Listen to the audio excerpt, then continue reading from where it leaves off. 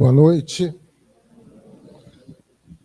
Que a paz do Cristo esteja conosco nessa noite, que possamos ter uma noite de estudo. Agradecer ao Márcio o convite, a confiança, a coragem, né, e ele fez o convite e eu falei com ele que eu não sou palestrante, né? Palestrante é uma pessoa que tem um conhecimento grande sobre um tema e se propõe a falar, né? Na verdade, o que a gente vai fazer aqui hoje é apresentar um estudo para vocês. Me debrucei algum tempo para trazer esse tema aí. E qual a diferença do estudo para essa palestra? Né? O estudo, né, trazendo um paralelo dos trabalhos acadêmicos, a gente tem que demonstrar assim, alguns parâmetros, definir alguns parâmetros logo no início. Então, o objeto do nosso estudo é, logicamente, o Espiritismo, um objeto amplo. Né? O objeto específico, né, são as 3 revelações.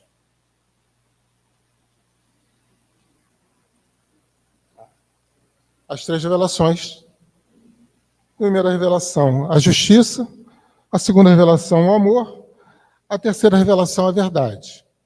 Mas isso é um tema imensamente grande. Você falar de um só tema desse, você levaria muito, muito tempo. Então, nós temos que definir um objetivo. Qual é o objetivo desse estudo? Né? Qual é a abordagem? Do que nós vamos falar? Então, o objetivo escolhido aí, deixa eu só ajustar. O objetivo escolhido é abordar a forma como as 3 revelações foram recebidas. Então, a proposta nossa de estudo hoje é verificar como a primeira, a segunda e a terceira revelação foram recebidas na sua época. Então, para isso, nós vamos utilizar trechos, né, de livros espíritas que abordam o tema. Então, a gente vai fazer um passeio por esses as 3 revelações, utilizando várias obras aí que trazem para a gente poder chegar, fechar o nosso objetivo aí. Então,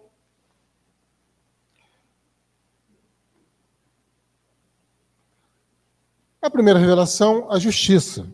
Bem-aventurados que têm fome e sede de justiça, porque eles serão fartos. Mateus, capítulo 5, versículo 6. A primeira revelação, a gente vai falar da justiça, que é a revelação feita por Moisés.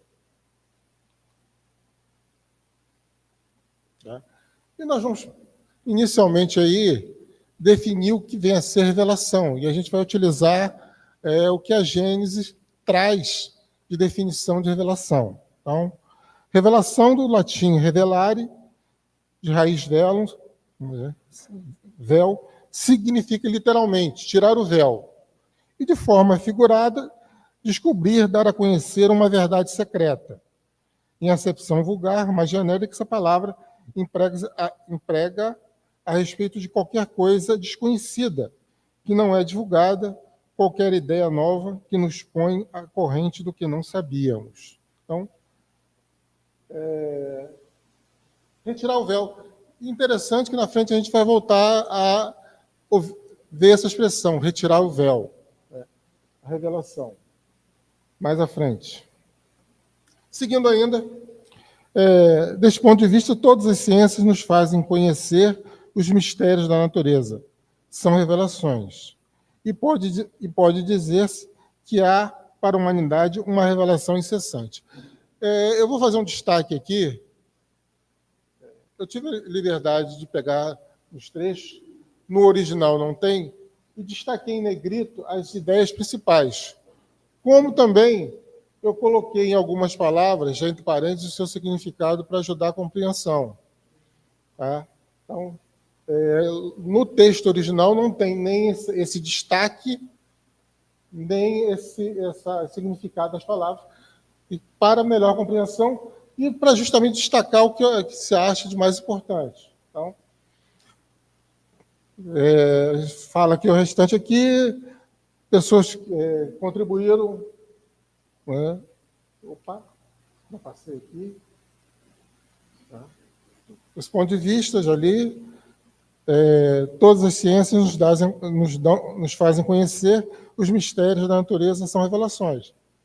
Aí, pessoas que contribuíram aí no campo da ciência, Copérnico, Galileu, Newton, Laplace, todos esses aí ajudaram.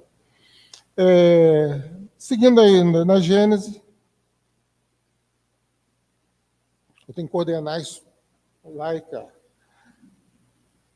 A característica essencial de qualquer revelação tem que ser a verdade. Revelar um segredo é tornar conhecido um fato. Se é falso, já não é um fato e, por consequência, não existe revelação. Ainda mais se tratando de revelação divina, toda revelação desmentida por fatos deixa de o ser se for atribuída a Deus. Não podendo Deus mentir nem se enganar, ela não pode emanar dele. Deve ser considerado produto de uma concepção humana. Então, se for revelação divina, ela tem que ser necessariamente a verdade. Especificamente sobre a primeira revelação aí dada a Moisés. Na lei mosaica, duas partes distintas.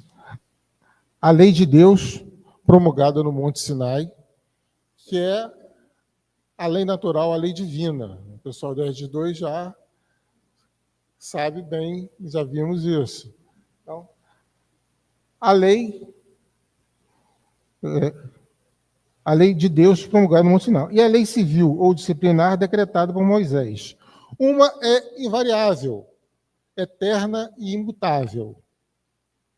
A outra, apropriada aos costumes e ao caráter do povo, se modifica com o tempo. Toda a legislação humana é isso, ela se modifica com o tempo, ela se adapta aos costumes e à época em que se vive. Para esse povo, a lei tinha que ser extremamente dura, que era um povo ignorante e simples, então precisava de uma lei bem dura. A lei de Deus está formada nos 10 mandamentos. Tá? Eu não vou ler os 10 mandamentos, porque todo mundo já sabe aí. Eu vou chamar a atenção de vocês com relação aos 10 mandamentos. Ela expressa a lei maior, que é a lei do amor. Não tem outro jeito. Mas ela se expressa da seguinte forma: não pode fazer isso, não pode fazer isso, aquilo, não pode fazer aquilo mais. É uma lei ditada, né, como se a gente estivesse falando com crianças. Você fala para a criança, você não pode fazer isso, porque está errado, você não pode fazer isso. E a ideia dos 10 mandamentos é justamente essa: você atribuir mandamentos, leis, que proibissem condutas, mas que, na sua essência, já mostravam o respeito que os seres tinham que ter uns com os outros, que ficou totalmente esquecido no período de cativeiro do Egito. Então, a lei promulgada por Moisés no Monte Sinai, trazida por Moisés, que todos os livros espíritos falam que era um médium maravilhoso, tinha esse conteúdo aí, de leis proibitivas, mas que já inspirava um sentimento de respeito, de solidariedade entre os povos. Seguindo aí, é de todos os tempos e de todos os países essa lei, e tem por isso mesmo caráter divino. Todas as outras são leis que Moisés decretou, obrigando que se via conter pelo temor um povo do seu natural turbulento e indisciplinado, no qual tinha ele de combater arraigados abusos e preconceitos adquiridos durante a escravidão do Egito. Para imprimir autoridade em suas leis, houve de lhe atribuir origem divina, conforme fizeram todos os legisladores dos povos primitivos. Então, essa ideia da lei punitiva era comum em todos os povos. Então, nada diferente. A autoridade do homem precisava apoiar-se na autoridade de Deus, mas só a ideia de um Deus terrível podia impressionar criaturas ignorantes, nas quais ainda pouco desenvolvido se encontrava o senso moral e o sentimento de uma justiça reta. Isso aí está no Evangelho segundo o Espiritismo, capítulo 1, item 2. Nada de novo. E agora a gente vai... um trecho, desculpa, muito interessante aí, né?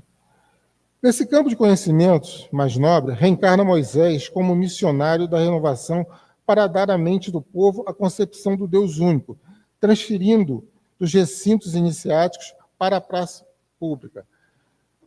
A gente vai ver, e eu vou repetir isso, a mensagem, as revelações que foram feitas, foram mensagens muito além do tempo onde estava. Na realidade, o que sempre se tentou foi plantar sementes para as gerações futuras. Todas as revelações têm a mesma base. A lei divina e a lei natural. A base é a mesma. Só que ela é adaptada para o povo, né, conforme o conhecimento e a maturidade espiritual que eles tinham.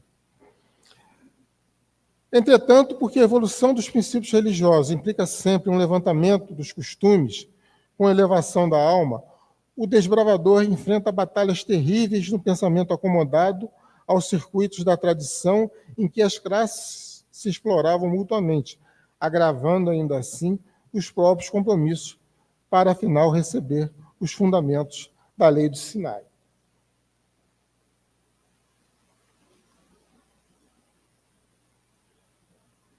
Desde essa hora, o conhecimento religioso baseado na justiça cósmica generaliza-se no âmago das nações, porquanto, através da mensagem de Moisés, informa o homem comum de que, perante Deus, o Senhor do universo e da vida, é obrigado a respeitar o direito dos semelhantes para que seja igualmente respeitado, reconhecendo que ele e o próximo são irmãos entre si, filhos do Pai único. Fechando aí do trecho da evolução entre dois mundos, a religião passa desse modo a atuar em sentido direto no aperfeiçoamento do corpo espiritual para a vida maior, através da educação dos hábitos humanos que se depurarem no cadinho dos séculos, preparando a chegada do Cristo, governador espiritual da Terra. Basicamente, né, com relação à primeira revelação, é isso. O que a gente tem que observar é como essa mensagem foi recebida. O povo recebeu ela facilmente, aceitou? Não. Não foi fácil para Moisés. Tanto que, da saída do Egito até a Terra Prometida, eles ficaram 40 anos peregrinando no deserto, justamente para que houvesse uma depuração daquele povo, que já começasse a melhorar a relação entre eles, até que pudesse penetrar ou ocupar a terra tão prometida que eles buscavam. Então, não foi fácil para Moisés. Mas, como a gente vai ver, a ideia não era plantar essa semente para a chegada da segunda revelação, que é a mais importante. É estabelecer as bases para o porvir. A ideia do Deus único, ela é essencial na formação do cristianismo. Então, o povo hebreu, das raças que vieram, né, das 4 grandes raças que vieram degradados para cá, né, o povo hebreu se destaca justamente por essa concepção do Deus único. A ideia do Deus único, ela é fortalecida e eles têm esse privilégio de receber essas revelações, tanto a primeira quanto a segunda. Fechando aí a primeira revelação, a gente sabe que toda a dificuldade que Moisés teve nesse trabalho aí. Não é? Segunda revelação, o amor. O amor é paciente, o amor é bondoso, não inveja, não se vangloria. Oh, desculpa, gente. O amor é paciente, o amor é bondoso, não inveja, não se vangloria, não se orgulha. Tudo sofre, tudo crê, tudo espera, tudo suporta. Assim permanece agora esses três: a fé, a esperança e o amor. O maior deles, porém, é o amor.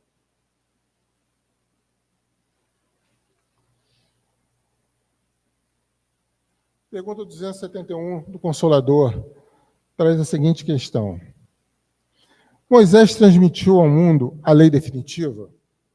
Então, lá no Consolador, não trouxe.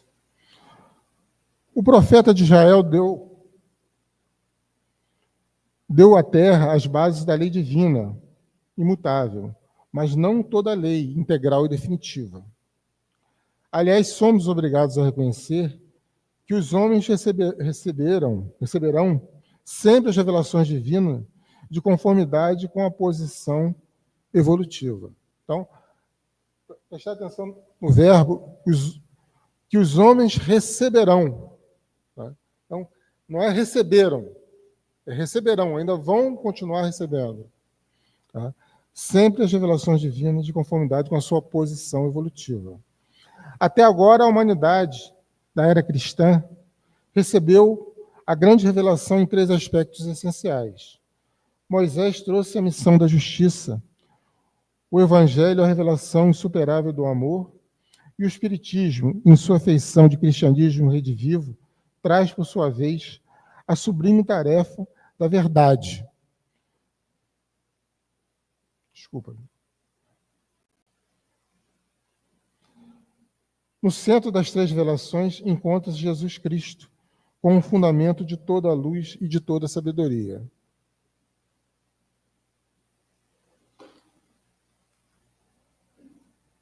Só chama a atenção desse slide aí, que ele está todo marcado. Tá? Esse talvez seja a mensagem mais importante da noite aí. Então, é que com amor, a lei manifestou-se na terra no seu esplendor máximo. A justiça e a verdade nada mais são do que instrumentos divinos de sua exteriorização, com aquele Cordeiro de Deus, alma da redenção de toda a humanidade.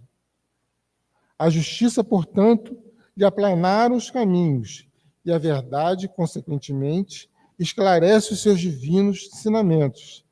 Eis porque, com o Espiritismo simbolizando a terceira revelação, o homem terreno se prepara, aguardando as sublimadas realizações de seu futuro espiritual dos milênios por vindouros. Então, a base, gente, é a mensagem do Cristo. Com toda certeza, a base. Tá? Essa frase aqui, esse pedaço aqui, a justiça e a verdade nada mais são do que instrumentos divinos de sua exteriorização. Exteriorização de quê? Da lei do amor. A justiça e a verdade são instrumentos de exteriorização do amor.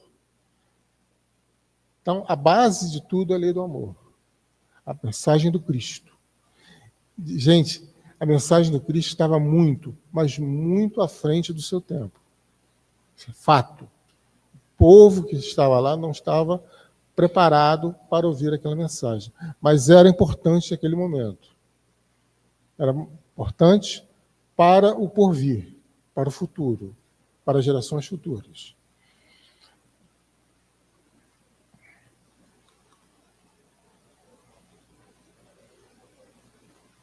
Isso, falar sobre a mensagem do Cristo levaria aqui não sei quanto tempo, eu só tenho 50 minutos. Então, eu busquei aqui o ponto principal, né? O diferencial em relação à mensagem do Cristo é a mudança da concepção de Deus. Né? Ele trouxe uma nova visão do Deus. Aquele Deus de Moisés teve uma nova visão e, logicamente, isso não foi aceito, né, para os judeus. Esse foi um dos grandes problemas que Jesus Teve. Vamos lá. A parte mais importante da revelação do Cristo, no sentido de fonte primária, de pedra angular de toda a sua doutrina, é o ponto de vista inteiramente novo sobre que considera ele a divindade. É um novo enfoque de Deus. A nova maneira de ver Deus, diferente do que Moisés havia passado. Esta já não é o Deus terrível, ciumento, vingativo de Moisés. O Deus cruel e implacável, que rega a terra com sangue humano, que ordena o massacre e o extermínio dos povos, sem excetuar as mulheres, as crianças e os velhos, e que castiga aquele que poupa as vítimas. Já não é o Deus injusto, que pune um povo inteiro pela falta.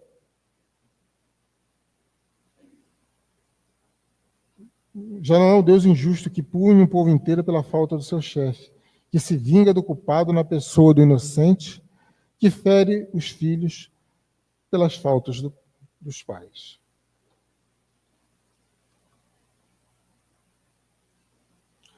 Mas um Deus clemente, soberanamente justo e bom, cheio de mansidão e misericórdia, que perdoa o pecador arrependido e dá a cada um segundo as suas obras. Já não é o Deus de um único povo privilegiado, o Deus dos exércitos, presidindo os combates para sustentar a sua própria causa contra o Deus dos outros povos. Mas o Pai comum do gênero humano, que estende a sua proteção sobre todos os seus filhos e os chama todos a si.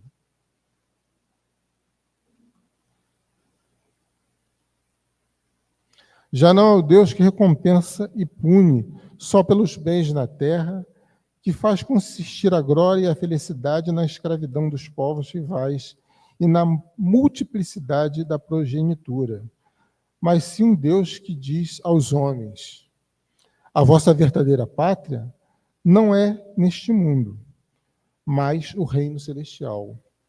Lá onde os humildes de coração serão elevados e os orgulhosos serão humilhados. Já não é o Deus que faz da vingança uma virtude e ordena se retribua olho por olho, dente por dente, mas o Deus de misericórdia que diz: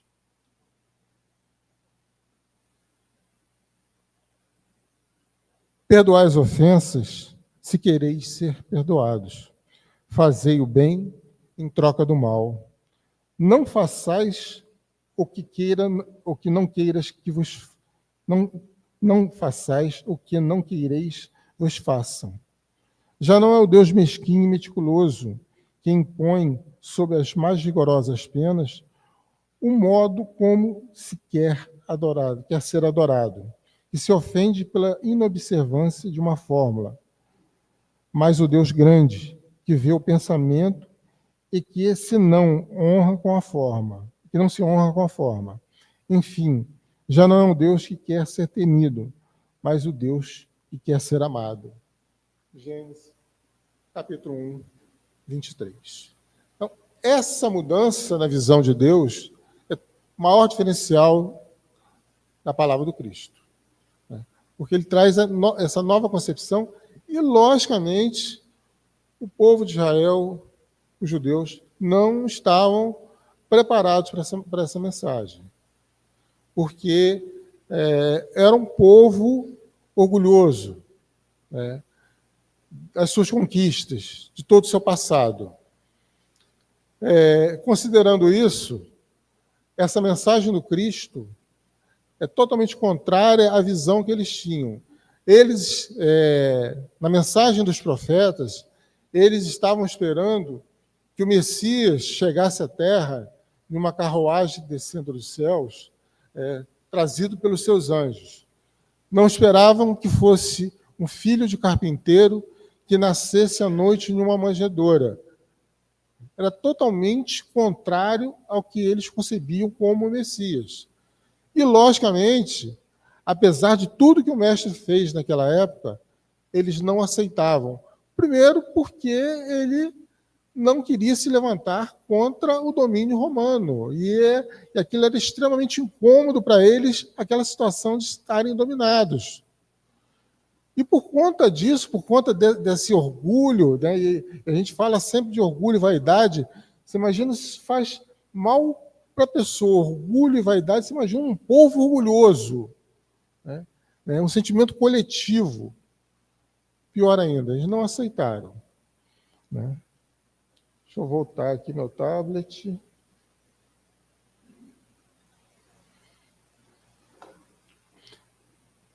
E fechando aqui essa...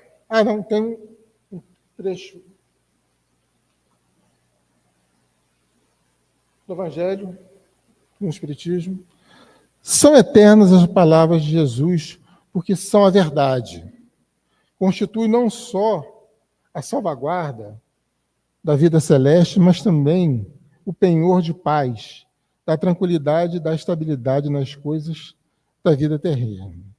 Eis porque todas as instituições humanas, políticas, sociais e religiosas que se apoiarem nessas palavras serão estáveis, como uma casa construída sobre a rocha.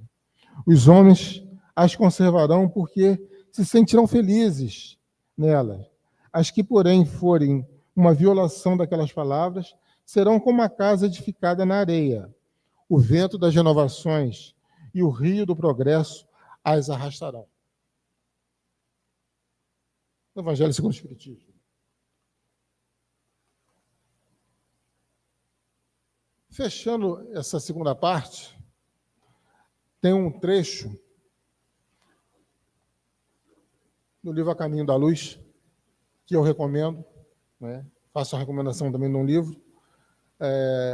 Uma obra básica, nós discutimos uma vez, uma das obras básicas para entender o Espiritismo, ou entender tudo que se passa, é ler esse livro. Então, faço a recomendação, A Caminho da Luz, né, que traz, né, todo o panorama. E a gente vai dar uma olhada nesse trecho aí. A grande lição. Sim, o mundo era um imenso rebanho desgarrado. Cada povo fazia da religião uma nova fonte de verdade, salientando-se que muitos cultos religiosos do Oriente caminhavam para o terreno franco da dissolução e da imoralidade.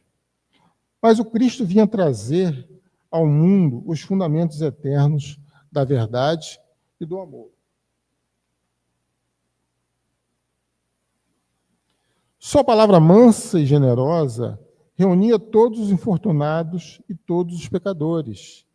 Escolheu os ambientes mais pobres e mais desataviados para viver a intensidade das suas lições sublimes, mostrando aos homens que a verdade dispensava o cenário suntuoso dos areópagos, dos fóruns e dos templos, para fazer-se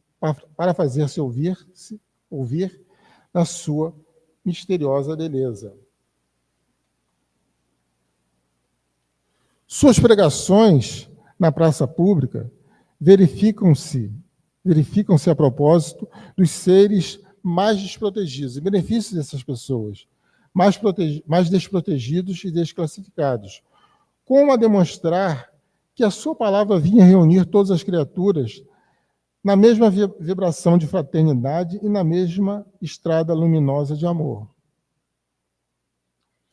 Combateu pacificamente todas as violências oficiais do judaísmo, renovando a lei antiga com a doutrina do esclarecimento, da doutrina e do perdão.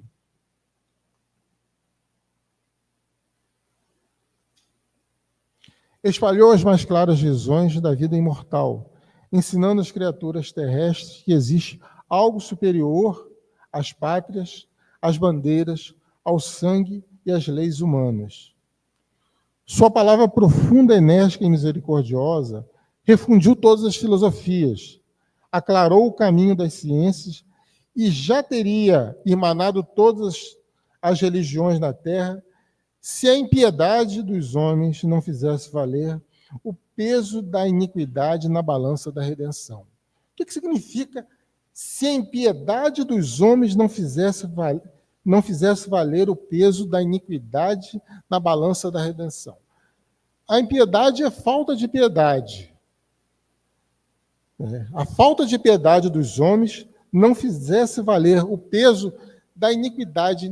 Iniquidade é falta de justiça, é falta de cada um dar aquilo que é seu.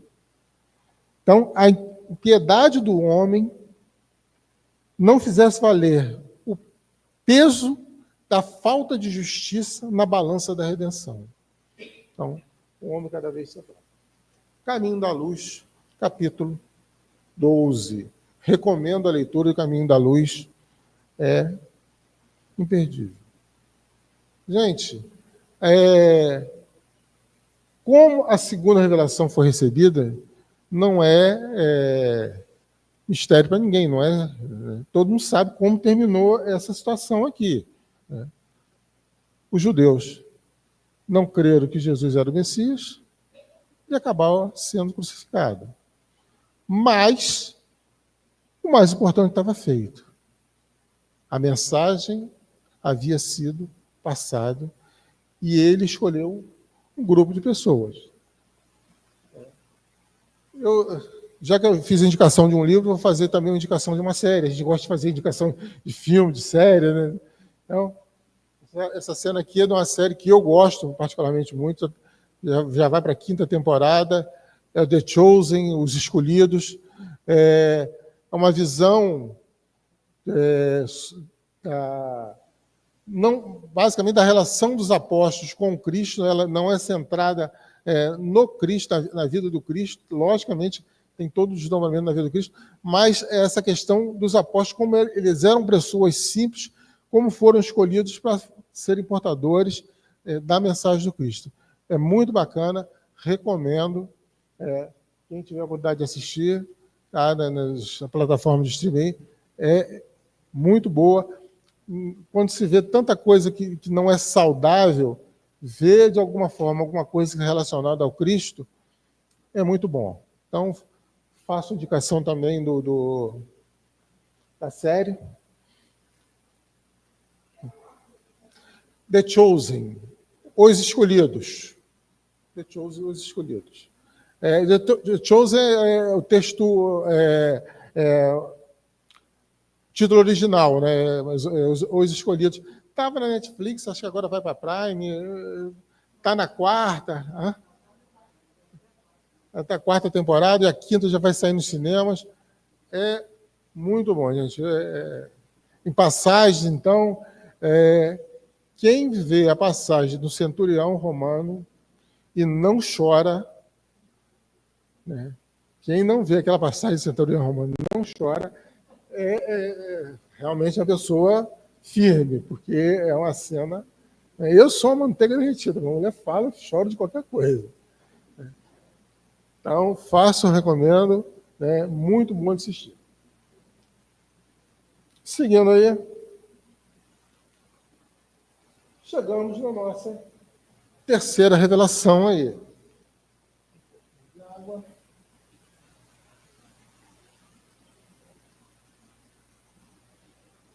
Conhecem a frase? Dá um outro significado à frase, estabelecendo uma relação entre verdade e o espiritismo?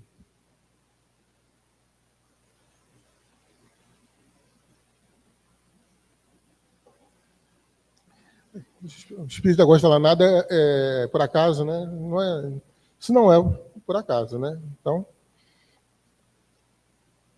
conhecerão a verdade e a verdade os libertará.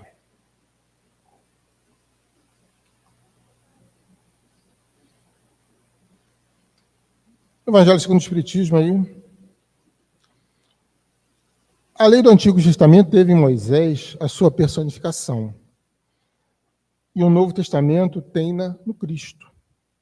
O Espiritismo é a terceira revelação da lei de Deus, mas não tem a personificá-la nenhuma individualidade, porque é fruto do ensino dado não por um homem,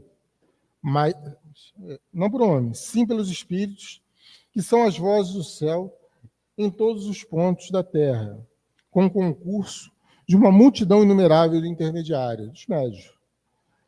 de certa maneira, um ser coletivo formado pelo conjunto dos seres do mundo espiritual, cada um dos quais traz o tributo de suas luzes aos homens para lhes tornar conhecido esse mundo, a sorte que os espera. Consolador. A gente começa a conhecer o nosso futuro, o que nos espera, o que vai além dessa vida.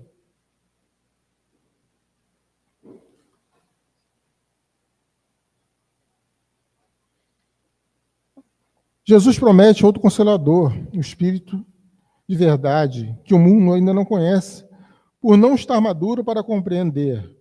Consolador que o Pai enviará para ensinar todas as coisas e para relembrar o que o Cristo havia dito. Olha só a questão interessante aqui nesse trecho.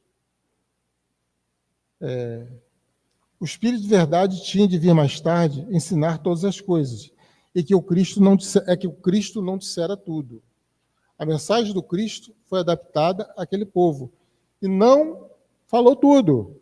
Muita coisa era incompreensível para aquele povo, totalmente incompreensível. Só depois de 18 séculos é que se pôde avançar com o Espiritismo. Se ele vem relembrar o que o Cristo disse, é que este disse, esse acho que deveria ser até com letra maiúscula, foi esquecido ou mal compreendido.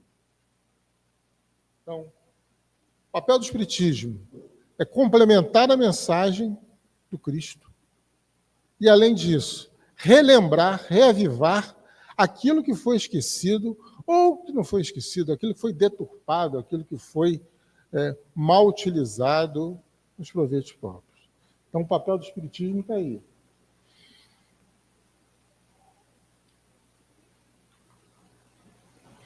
O Espiritismo vem, na época predita, cumprir a promessa do Cristo. Preside ao seu advento o Espírito de verdade. Ele chama os homens à observância da lei, ensina todas as coisas, fazendo compreender o que Jesus disse por parábolas. Advertiu Cristo: ouça os que têm ouvidos para ouvir.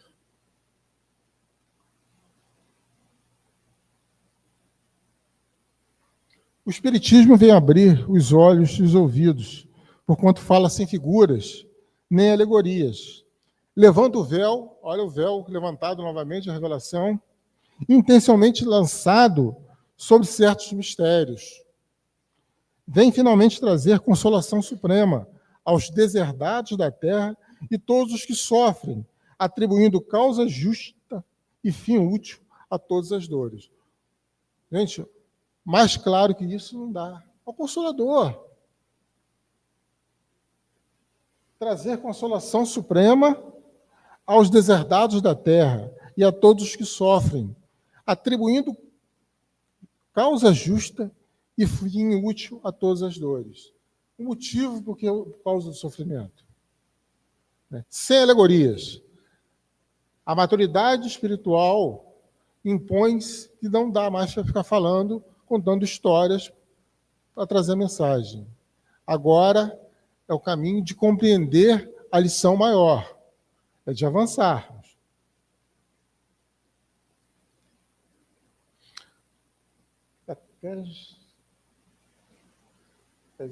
Em 10 minutos.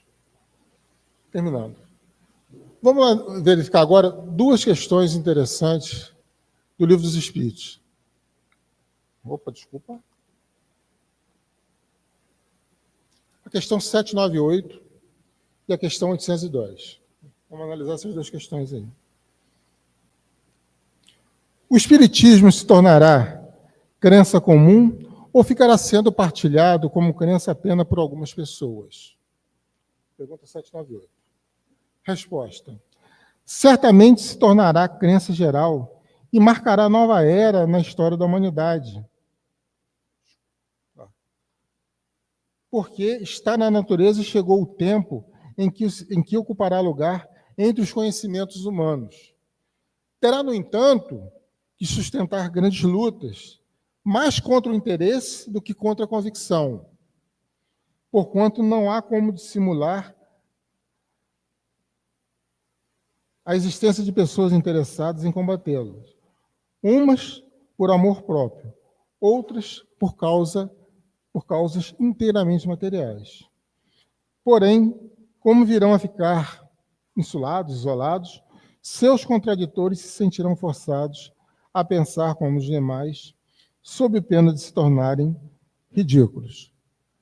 E aqui é o ponto do nosso estudo, o objetivo. O Espiritismo foi aceito de braços abertos? Logicamente que não.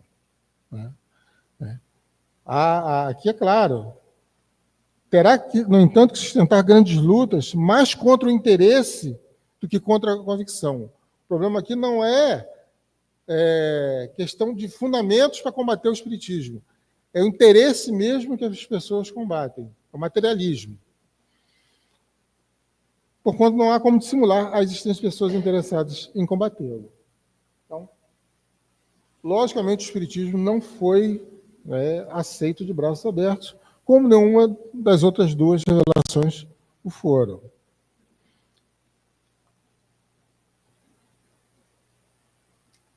Pergunta 802 é extremamente interessante.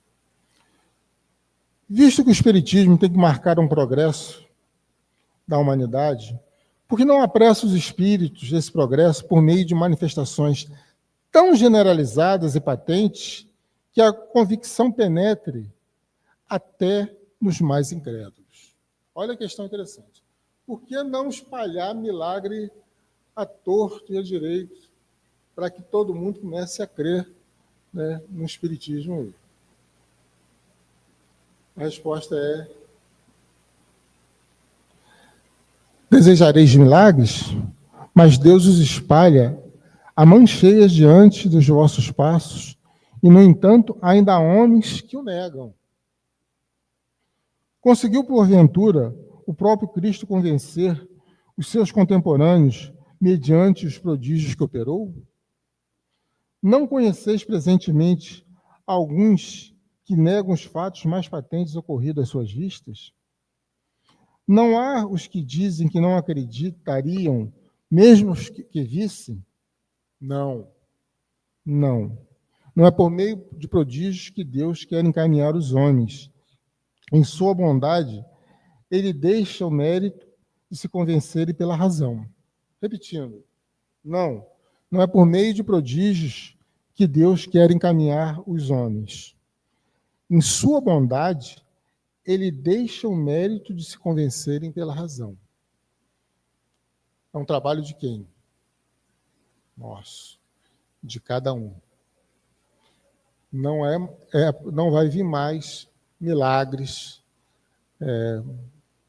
fora os que a gente vê, mais ostensivamente, como ocorreu na época do Cristo, não haverá mais. Nem na época do Espiritismo, foi as mesas girantes, aqueles efeitos, não é a época agora. A mensagem está aqui, está à disposição de todo mundo. E eu acho que eu tenho tempo.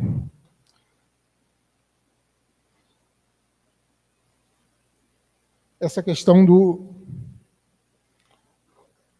Tem um capítulo, tem um livro aqui que eu trouxe, Kardec na Intimidade, e ele tem a luta do Kardec. É o capítulo 8º desse livro, ele fala os que se afastam. E é uma conversa que ele tem com um confrade, das pessoas que participavam das reuniões naquela época, chamado Jacques. E eles perguntam pelo Henri. E o Henri se afastou das reuniões. Ele se afastou. Deixa eu só posicionar aqui.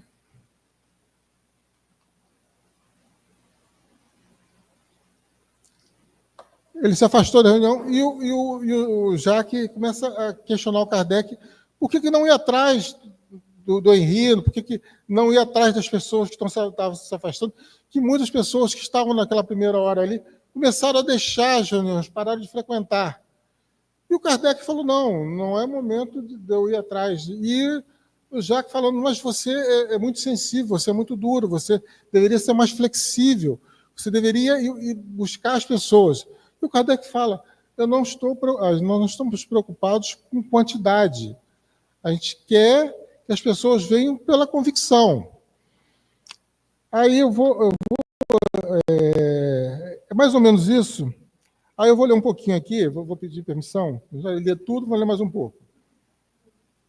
Ele fala assim, o Jacques fala assim, mas nada custa buscá-los agora. Mas nada te custa buscá-los agora.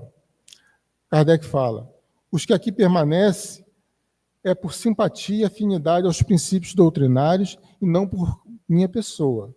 Os que se distanciaram tomam essa atitude porque a nossa maneira de examinar os princípios espirituais não lhes corresponde aos anseios de corações confundidos. Ora, se fosse eu, né, aí o Kardec, tranquiliza-te, Jacques, por que incomodar os que se afastaram e que voltaram para as suas experiências pessoais?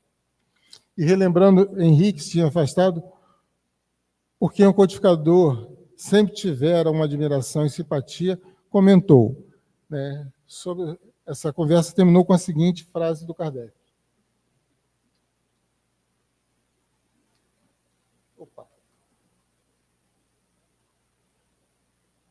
O Cristo já veio até nós. O momento agora é de esforço de cada um ir até ele. É ajustar-se aos princípios redentores do Evangelho. Gente, nós que temos que caminhar em direção ao Evangelho de Cristo. É um trabalho nosso, de cada um. Né? Toda a dificuldade que Kardec teve, né, a descrença que ele viu no meio que ele tinha, ele seguiu firme na sua missão. E até aqueles primeiros companheiros que se afastaram, ele viu que não era o momento de estar junto, mas sabia que no futuro eles viriam.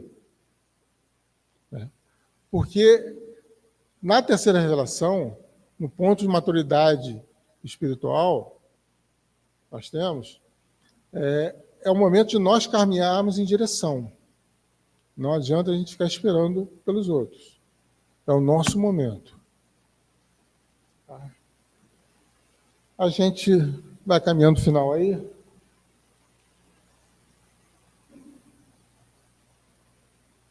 E agora, o que acontece? Como eu falei que a gente quer um estudo, e o estudo, geralmente, quando a gente termina um estudo acadêmico, a gente deixa as considerações finais, né? Faz as considerações finais, né, sobre a opinião no estudo. Eu vou fazer diferente, eu não vou fazer as minhas considerações, né? Eu vou propor uma reflexão, para que cada um faça a sua conclusão, a sua reflexão final sobre o estudo dessa noite. A proposta não é uma conclusão minha, eu faço a minha conclusão, mas deixo para vocês uma reflexão para que cada um possa levar daqui hoje, né, um exercício para casa.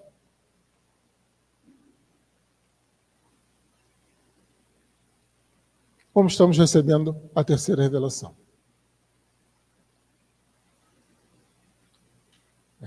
Voltando aqui, é o momento de nós caminharmos em direção a Ele, em direção ao Evangelho do Cristo. Ele já veio até nós, como Kardec falou. Cristo já veio até nós e deixou a sua mensagem, né, há 18 séculos atrás. Agora é o momento de nós caminharmos em direção a Ele. Então fica essa reflexão aí. Quando só as obras consultadas, tá? Meu agradecimento aí. É isso aí. Obrigado, gente.